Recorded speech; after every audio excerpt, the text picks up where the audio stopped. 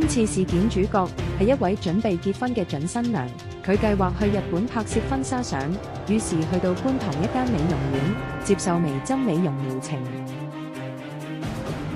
事前佢同美容師講明，短期內要拍攝婚照，美容師就推介呢個療程可以改善膚質，保證唔會影響後續拍攝。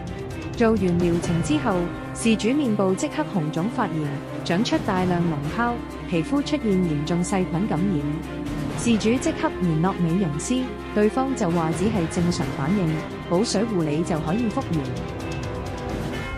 但情況一路惡化，發炎仲蔓延到頸部，事主馬上求醫，醫生診斷皮膚屏障嚴重受損，需要服藥治療先可以控制炎症，亦都證實佢嘅皮膚狀態完全唔適合上妝拍攝，籌備已久嘅日本婚攝直接受影響。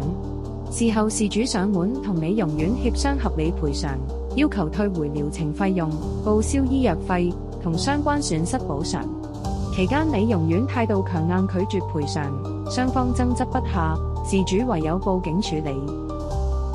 其後美容院提出和解，只願意限額賠付醫藥費同小額慰問金，同事主實際損失相差甚遠，雙方最終未能傾妥。時至今日，事主皮膚都未完全康復，人生大事嘅計劃亦都大打折扣。